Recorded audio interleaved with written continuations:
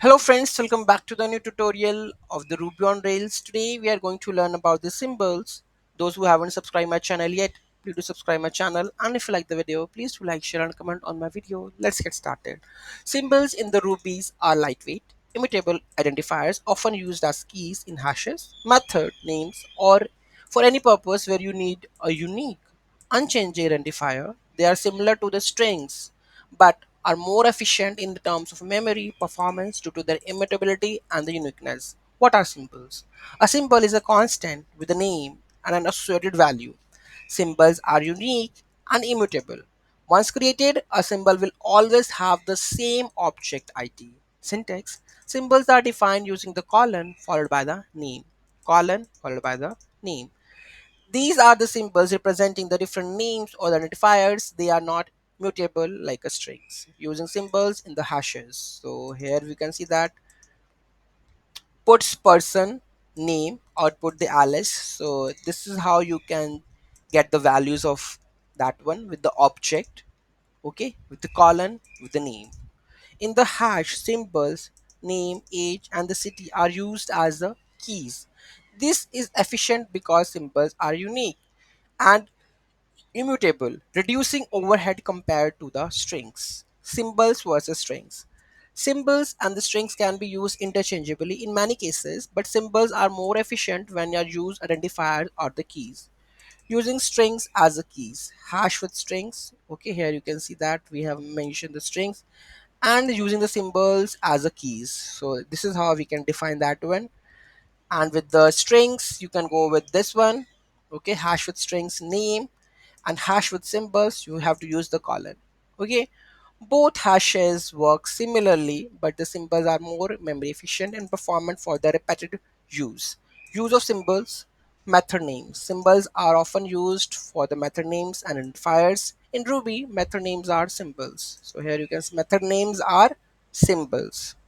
Okay, so puts greet dot class, output would be a symbol. Okay, the method greet is a symbol representing the method greet. Let's try to check this.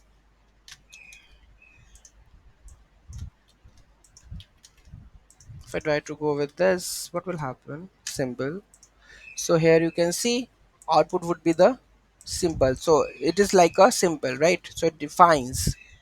Okay, the method name greet is a symbol representing the method greet. Symbol to proc conversion: symbols can be converted to the procs short blocks using the symbol hashtag toprog met- toprog method, which is useful for the shorthand code. So here we have the array and using the symbol toprog. So here you can say names dot map and upcase. So put this one. So let's try to use this one.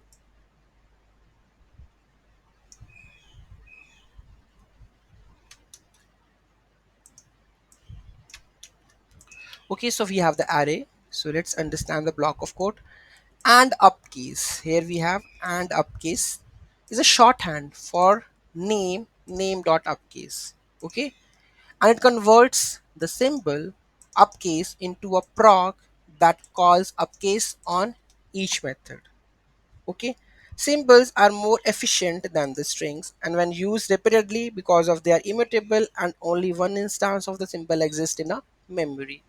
So here you can see string 1, string 2, puts string 1 object id equal to this, output would be the false. If I do with the symbols, it will return the true.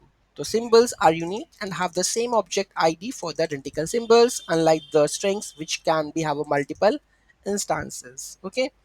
So if I try to use this one also, it will work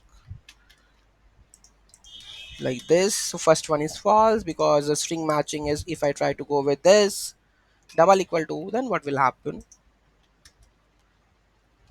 The same false. Okay, so there is an issue in that one. Okay, so what exactly they are saying?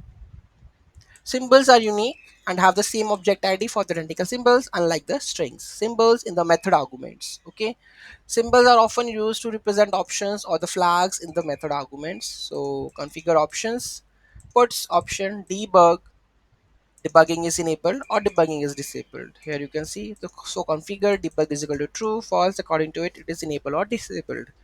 In configure method, symbols are used to specify option keys in the hash. Okay, it's act as options keys in the hash. Okay, symbols are immutable and unique identifiers used for the keys, method names, or any other identifiers. In Ruby, efficiency, symbols are more efficient than strings.